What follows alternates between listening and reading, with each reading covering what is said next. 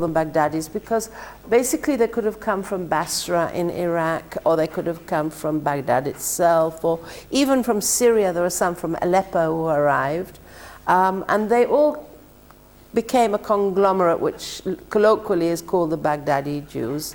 And I organized an international seminar on the Baghdadi Jews in India in July in Israel, this past July.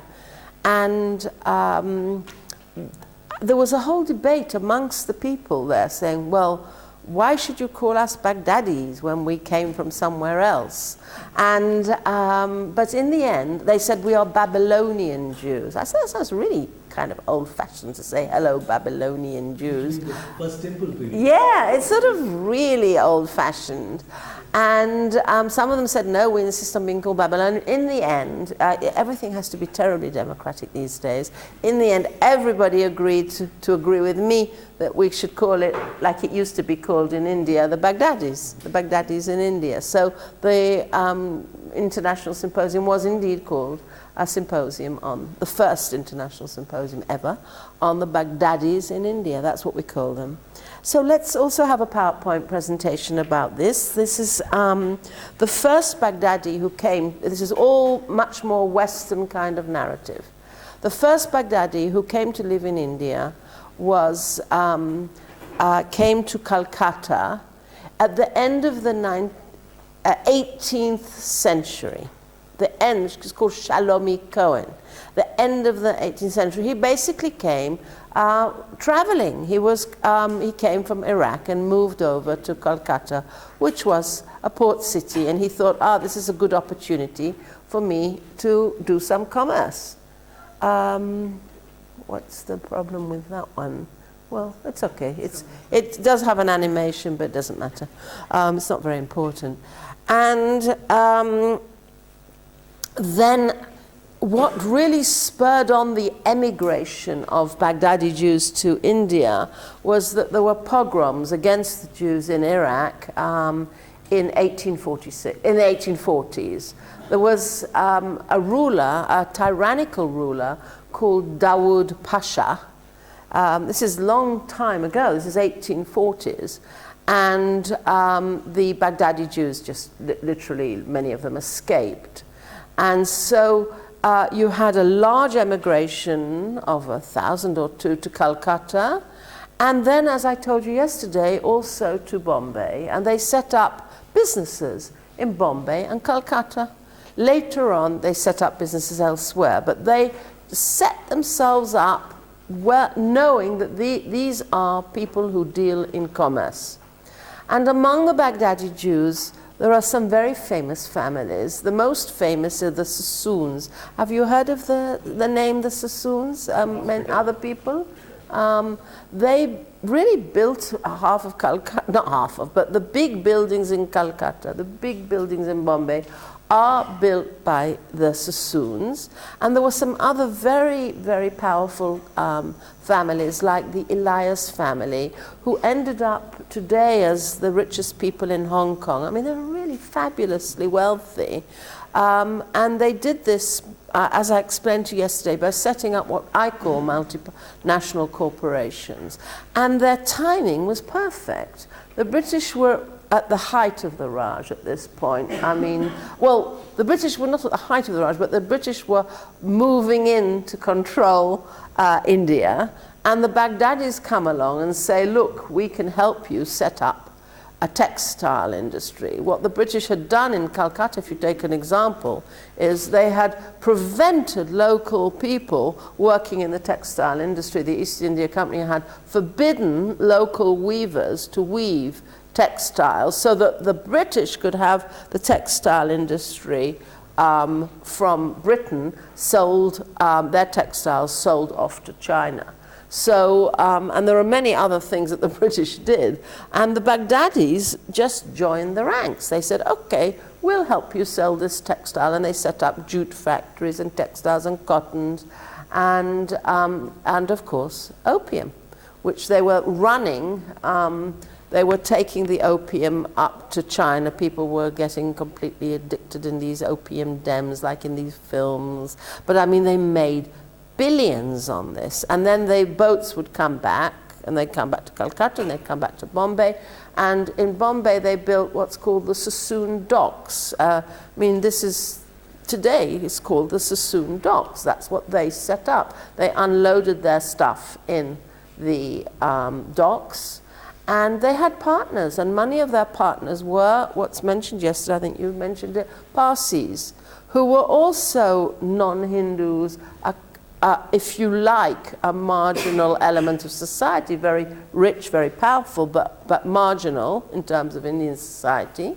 So you have groups like the Tatars, those type of people, Gigi boys, who were the trading alongside with the Sassoons, alongside with the Elias families, and making their buck. Now, I must dispel also this generalization that not all Baghdadis were rich. And at my symposium, which I organized in July, many Baghdadis said we were living in absolute poverty. We were what they called the Baghdadi dependents. In other words, there were the Sassoons, very rich, the Rothschilds of the East. And then they had factories, let's say a textile factory, in which they gave preference to Baghdadis to work there. So they gave them employment, but there may be 1,000 Baghdadis worked in the textile factory in Bombay, but they were poor. They never starved because Judaism, in addition to ritual practices that we talked about in our previous lecture, like eating kosher and keeping the Sabbath, they had values. There are Jewish values. And one of the greatest Jewish values is philanthropy. And they would never leave a Jew hungry.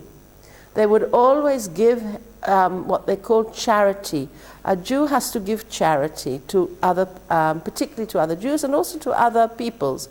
And that's why, if I may just sort of say so, if you have, let's say, an earthquake in Tahiti, the Israelis, as Jews, are always the first to go out and give humanitarian help. In Nepal, we had this terrible, terrible thing. The Israeli doctors were there. They came, they flew out immediately because the Jewish values are to give philanthropy, to help other people. Usually to help Jews first, but also to help other peoples. So many, many people worked in the Sassoon factories as Baghdadis, and they were dependents, poorer Baghdadis. So of course the majority of the Baghdadi community were poor. But the people who led it, the Sassoons and all those, were very, very rich. And there were quite a number of rich families that would, and to this day they are very, very wealthy. Thank you. So we'll start now. So this is another of my favorite pictures, the British Raj, 1858 to 1947. That's basically when it began, but the British were already in there well before 1858, and particularly in Calcutta. Okay, next.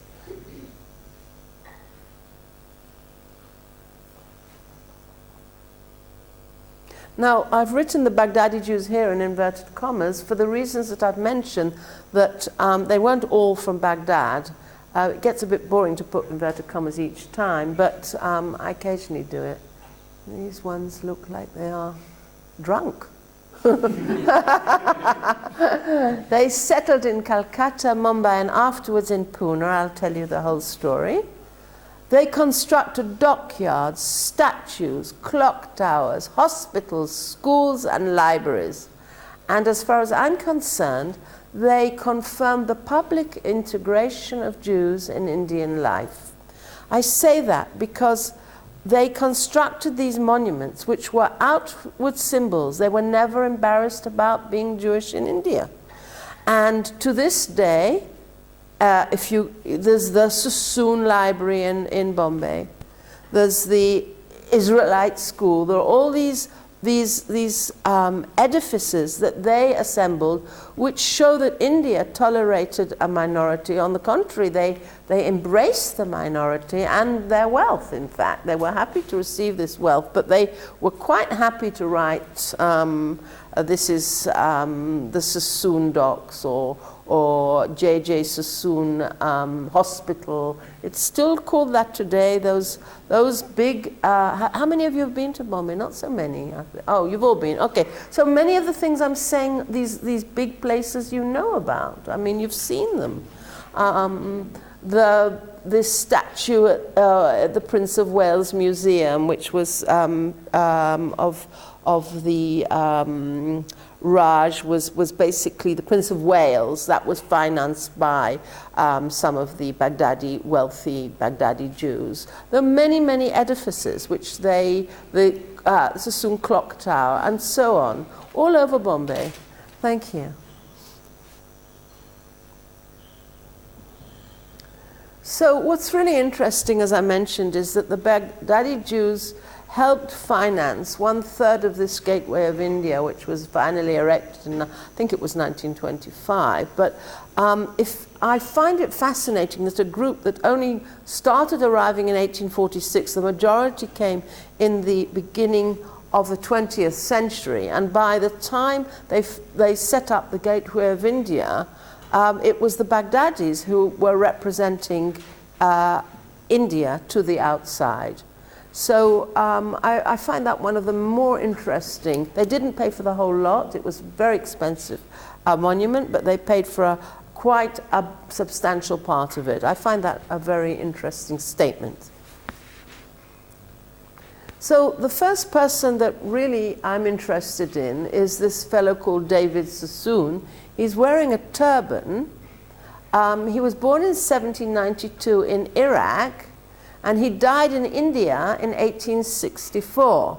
Now, it's interesting, even his garb, he's quite different, of course, from the Ben Israel. He wears one of these Iraqi turbans, Arab turbans. They dressed with Arabic clothing, like the local Iraqis in Iraq. And during his lifetime, he didn't actually change his clothing. Some of the younger generation after him became more anglicized, and they wore Western dress and wore top hats and all that kind of thing with the British.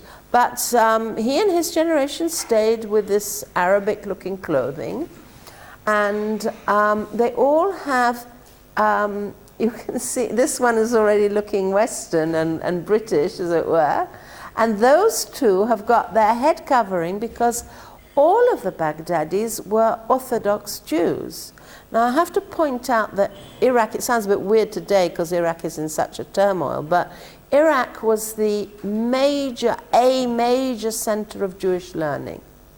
So you have, certainly for Eastern Jews, and many famous rabbis came out of Iraq.